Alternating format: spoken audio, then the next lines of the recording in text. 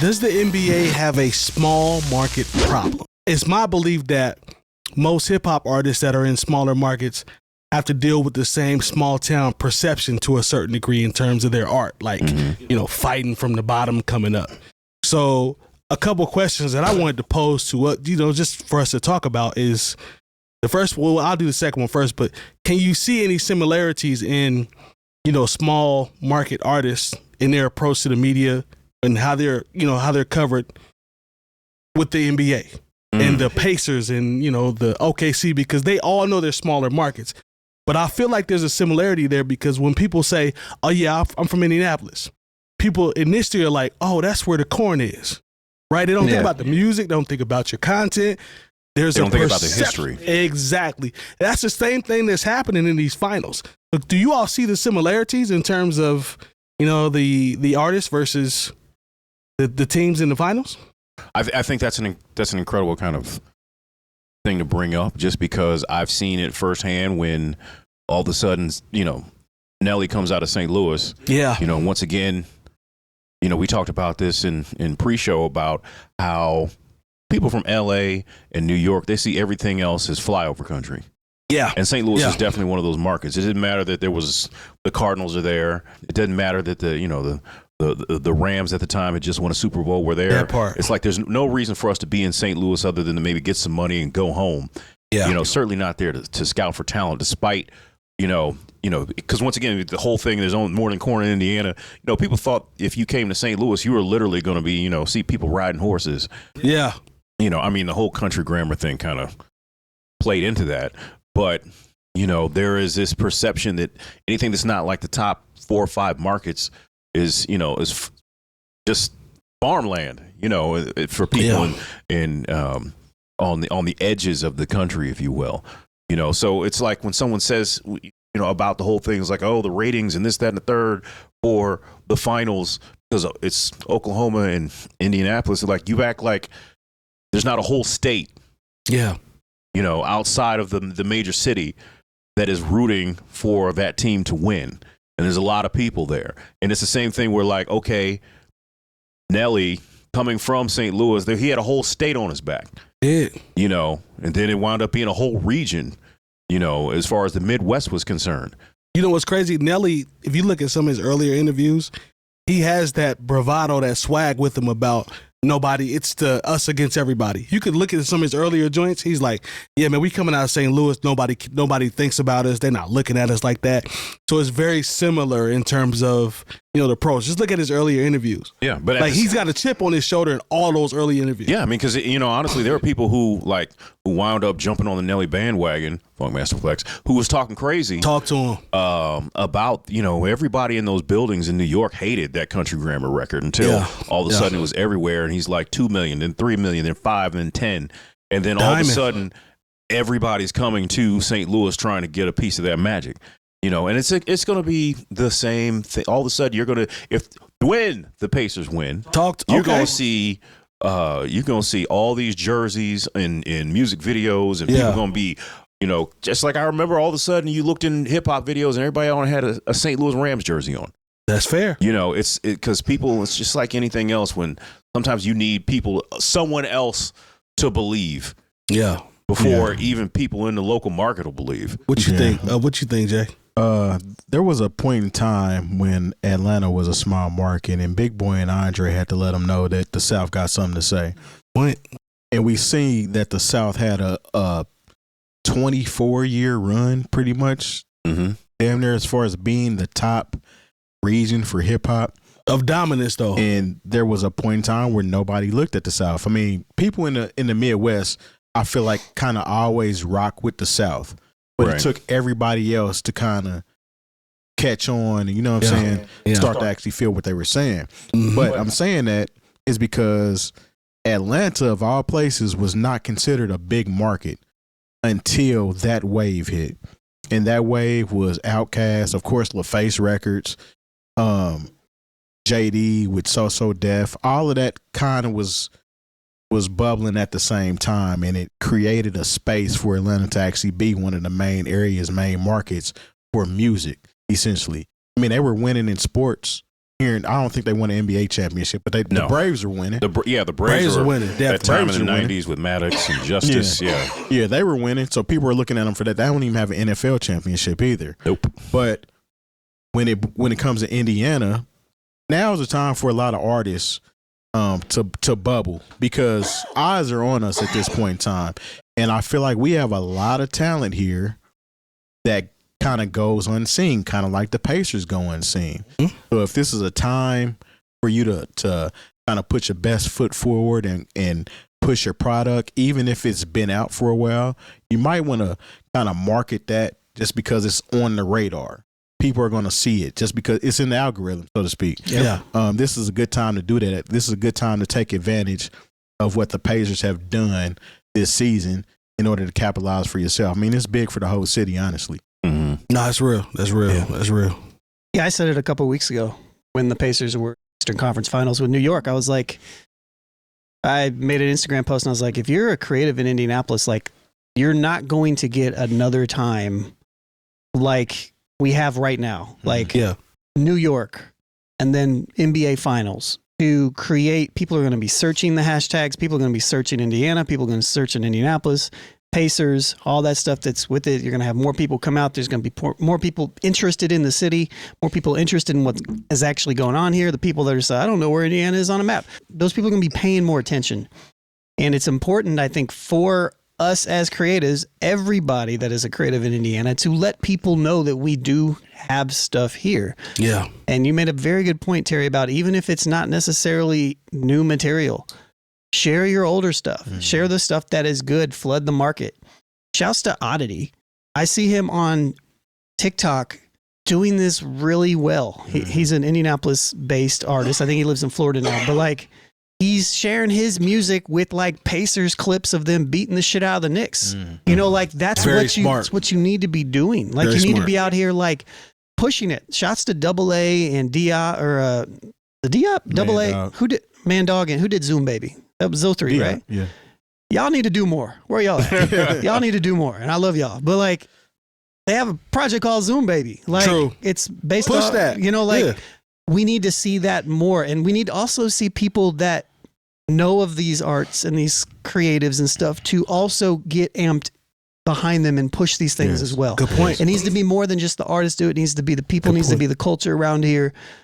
You know, this is how, like Terry said, you made a very good point. This is how you go from like an Atlanta before to an Atlanta afterwards. You know, like we have the talent here. We know we have the talent here. They have the infrastructure here, which is crazy. We have that as well, too. Facts. We have one of the strongest core DJ communities in the country. Yes. Facts. Like, I put Indianapolis DJs up against anybody. Absolutely. Facts. And like, this is like the only thing that we're missing is the same stuff that we are always missing on the show, which is a simple fact. It's not that we're not talking about stuff that's relevant. It's not that our points aren't great. It's just the simple fact that we are people that are in a small market. Yeah. And we all are small markets, and we have to capitalize on the fact that we're getting some shine right now. So yes, and that's always been a problem. That we've had tons of really talented people. Freddie Gibbs is from Indiana, but he's Chicago. It doesn't feel like he's from Indiana. Yeah. Sports wise, it's always going to be Chicago sports up there. Yeah. I do, when we're talking about giving shout outs to artists here that are capitalizing on the buzz, I do want to shout out Jet Santiago. Yes. He dropped his freestyle during this Knicks Pacers series, which pretty much called out that Pacers are going to win it in 6. But there are a lot of Indianapolis talented Indianapolis artists. I wish I could sit here and name all of them right now, but like But at the end of the day, I just think that the approach is very similar when you compare the two, because the Pacers know that they're coming from Indianapolis, and they already know that they are a small market. Both of these teams know that. So I definitely think that. And the only other question that I had for you guys was, what type of music will be played by the NBA on these national broadcasts as we go into transitions or we go to that? Because it was New York hip hop heavy when New York was playing Indiana. We heard Busta, we heard Mobb Deep. But they had the advantage on that. Yeah, they do. Just keep I'm not real. saying that they don't, but do you got like, what is the angle for these two? Because there's musical history here, but it might be more R&B. It might be more. That's fine. Babyface or something like that. But they didn't even play even when we were playing them, there was nothing Indiana centered. See, they could have at least had some Mike Jack, that's some what I'm saying. That's what I'm Jackson. asking. You know what I'm saying? Like it's John the Cougar fight, Mellencamp. bro. It's the fight. They mad at him right now. That's right. Because he looks like a leprechaun. Because he said something about Pat McAfee calling New York sons of bitches. Yeah. Look, this is no shot at Oklahoma City at all because I know what it's like, but we are a much richer musical place than Oklahoma City. Or at least I know so. I don't know Culture- anything about culturally, Oklahoma City as far as their musical history. There are a few artists from that region. Like, what is this going to sound like during transitions in and out of breaks?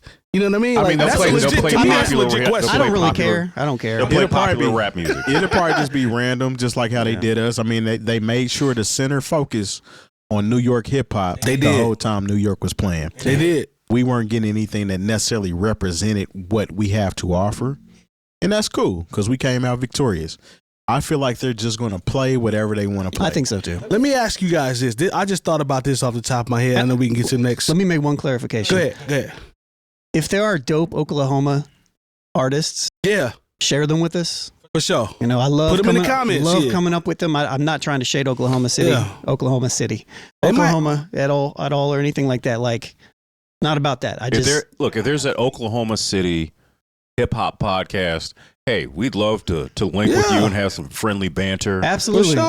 I think that would be good for the culture and good for just overall rivalries and whatnot. Absolutely. Because you never know.